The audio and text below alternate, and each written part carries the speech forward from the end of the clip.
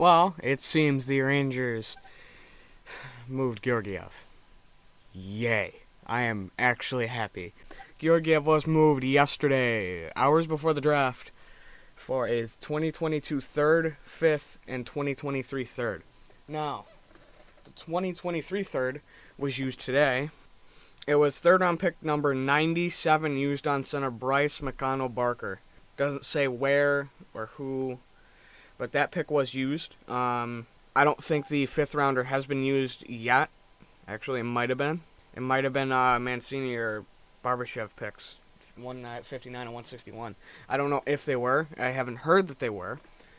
But not only that, they get a third round in 2023. Now, here's the thing that I thought was cool, and it balanced out. So, when Mott came over from Vancouver, it was in exchange for a fourth round pick of next year. When Vetrano came over, it was for a fourth round pick this year. And when Braun came over, it was for a third round pick next year. So, automatically, you've got one of those third round picks that they sent away, they get back in the Georgiev trade next year. They get a fifth round pick, which you can say maybe like a jump down from the Mott trade, and then or around from the Mott trade, and then a jump up from the Vetrano trade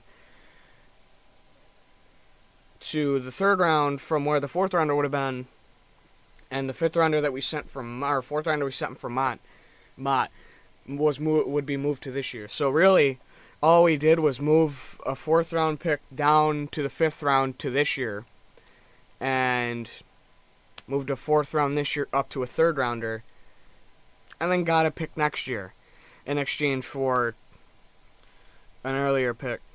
So it's like you get your picks back. Now, there's not necessarily as much value from a 3, a 4, and a 4 compared to a 3, a 3, and a 5. But there is and there isn't, if you think about it. But it's a good deal. I like the deal. It's good to see Georgiev get in a system where he might succeed a little bit more. He's going to be side by side with what's his name in Colorado. It's not Kemper, with Francois. So it's like you have them side by side in Colorado. That solves their problem. And the Rangers fill in picks that they sent for Mott, Vetrano, and Braun. And now the Rangers. Here's where I look at the Rangers. You filled in your picks for those three guys. So there's no loss if and when I expect Braun to walk, probably. And if Mott walks, I would hope Vetrano comes back. So it's like you traded nothing for Vetrano and got him a couple years, and then maybe a year of Braun and Mott, which is fine with the depth that has come back that can fill fourth line, and the depth potentially coming in. But yeah, and the Rangers are going to be they won't be in the goalie market. I think they look inwards, likely, to. I was talking to somebody about this last night after Pickup Hockey. They said why not, that they think the Rangers will grab Kincaid, bring him up, use him as a backup to get a good few games out of, and then your goalies down are Huska and Wall, because Wall can't come up, obviously, so he's not an option. And unless the Rangers look outside, honestly, I think that's probably the only option. It's the only in-house option you really have that has the experience and has been in the NHL before and would know what he's doing. Then you still have Huska and Wall down in the AHL developing. And then depending on, I haven't checked if Garland or the other goalie that the Rangers have stashed can come over. The Rangers are now up to six picks. It's likely that doesn't change unless some out-of-the-box, like, trade happens that you wouldn't think of happens. I mean, anything's possible in the NHL, but it's not likely you see more picks come in or out, really. I mean, we're through round 5 almost, I think, today, and the Rangers haven't done anything, so I don't think they'll do anything for the rest of the draft. where my interest is peaked is now, it was moved away from the draft once the third round was over, really. I mean, yes, I'm going to pay attention to every other pick we get, like the fourth and fifth rounders and everything, but my interest was peaked by now, and now I'm looking at re-signing guys and free agent market with potential for sign-in trades. That's it. That's all I'm looking at now. And I talked about it last night with somebody. It wouldn't be outlandish maybe to see if somebody would want Strome signing deal. But I'll have a whole nother thing on free agency. I will have prospect videos out. I will work on a couple once the draft. I will work on them once the draft is over. Probably schedule them to go out once per day. I'm expecting, but yeah, I'm happy with the Georgiev trade. Ultimately, I think both sides benefited, and it'll. I don't know who's gonna win. I don't. Right now, I can't say there's a winner because both benefit well from this trade.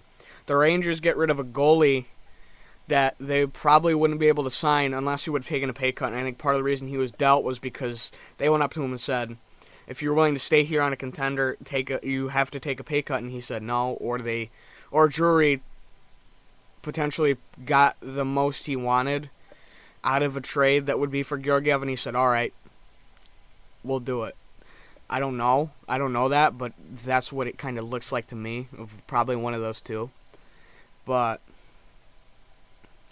honestly, Colorado got what they wanted in a goalie to help back up, or to help be a tandem and be in a run for another cup. And that's what they wanted. And they can let Kemper walk.